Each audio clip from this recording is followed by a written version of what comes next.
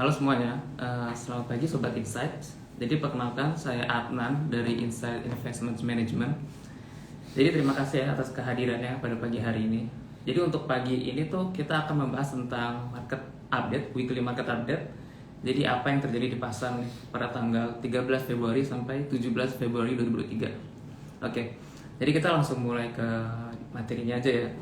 Jadi untuk secara garis besarnya nih selama minggu lalu nih IHSG itu menguat, tapi pasar obligasi itu melemah tipis ya.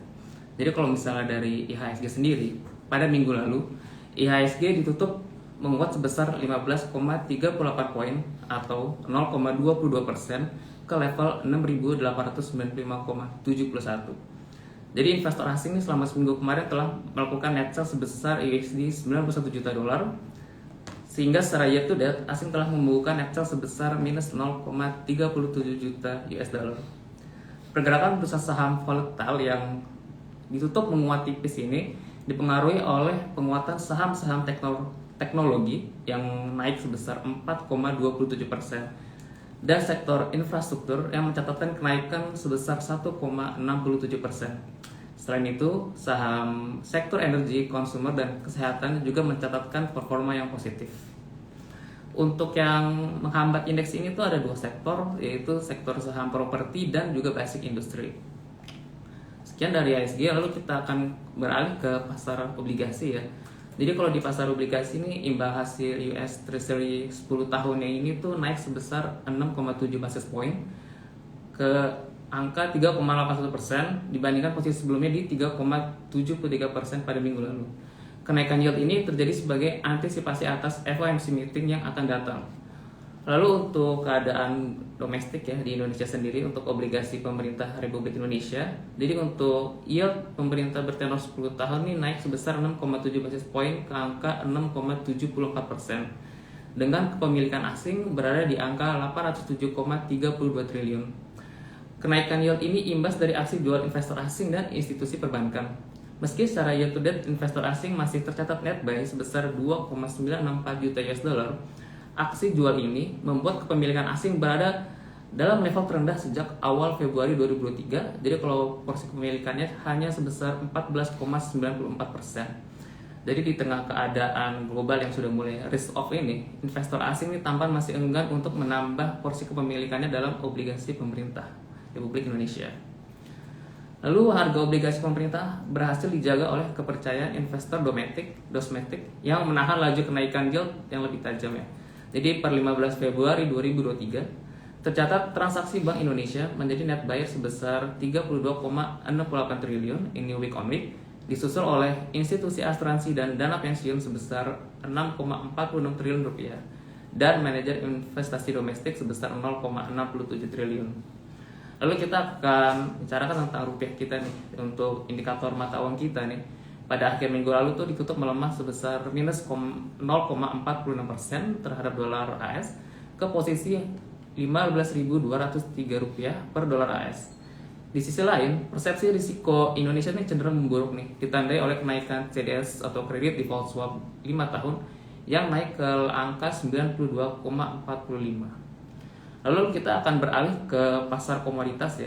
Meski International Energy Agency memperkirakan akan terdapat kenaikan permintaan sebanyak 500.000 barrel per hari dari adanya reopening Cina, harga minyak masih tertekan dengan laporan lainnya yang berasal dari Energy Information Administration yang melaporkan bahwa masih menumpuknya cadangan persediaan minyak hingga 51 juta barrel. Sementara minimnya sentimen positif juga memaksa harga komoditas lainnya terus bergerak turun. Jadi selama minggu lalu nih, kenaikan harga komoditas hanya terjadi pada crude palm oil yang bergerak naik tipis. Sementara itu, berikut beberapa peristiwa penting yang terjadi pada minggu lalu ya. Kita akan mulai dari berita global dulu. Jadi dari global nih, angka inflasi Amerika Serikat masih tercatat pada level yang tinggi di awal tahun 2023. Kenaikan biaya tempat tinggal dan bahan bakar nih berdampak pada konsumen. Sebagaimana dilaporkan Departemen Tenaga Kerja Amerika Serikat, indeks harga konsumen naik 0,5% di Januari 2023 secara month to month dan secara tahunan ini berada di angka 5,6% ya. 6,4%. Sementara itu inflasi intinya yang tak termasuk makanan dan energi meningkat 0,4% secara bulanan dan 5,6% secara tahunan. Analisis sebelumnya memperkirakan masing-masing ini kenaikannya secara LTM 0,3% dan tahunannya 5,5%. Oke, sementara itu berita dari regional datang dari Inggris dan juga Jepang. Kalau dari Inggris, angka inflasi di Inggris turun ke level 10,1% dari angka 10,5% pada Januari 2023. Inflasi ini telah turun selama 33 bulan berturut-turut. Untuk dari Jepang, neraca perdagangan Jepang ini melebar sebesar 3,496 miliar yen pada bulan Januari 2023. Ini adalah bulan ke-18 terjadinya shortfall. Lalu kita datang dari sisi domestik nih. Untuk pekan lalu nih, Bank Indonesia nih menahan suku bunga acuan BI 7 Days Reverse Repo Rate dalam rapat Dewan Gubernur BI Februari 2023. Jadi pada rapat tersebut, Gubernur BI Peri Warjio menegaskan suku bunga acuan pada bulan ini tetap di angka 5,75%.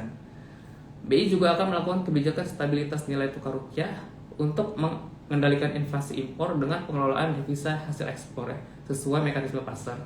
Selain menahan suku bunga acuan di 5,75%, BI juga menahan suku bunga deposit facility di angka 5% dan suku bunga lending facility di 6,5%.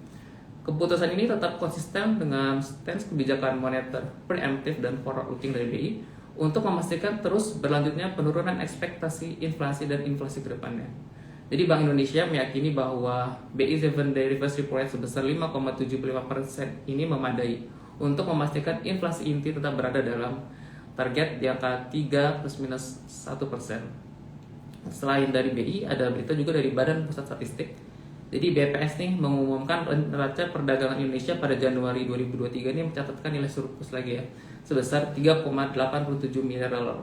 Artinya surplus ini tuh telah tercipta selama 33 bulan berturut-turut sejak Mei 2020. Untuk pekan ini terdapat tanggal-tanggal penting yang akan kita nantikan. Pertama mengenai data BOP Current Account Balance di Indonesia nih tanggal 20 Februari 2023.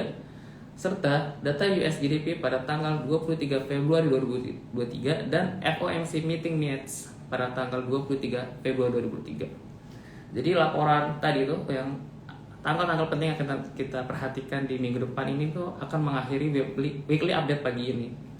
Sekian, terima kasih atas perhatiannya. Mudah-mudahan membantu teman-teman investor, sobat insight, dan semoga bisa menjadi bekal untuk kita di minggu ini.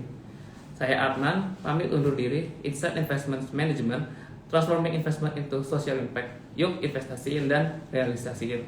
Oke, terima kasih. Goodbye.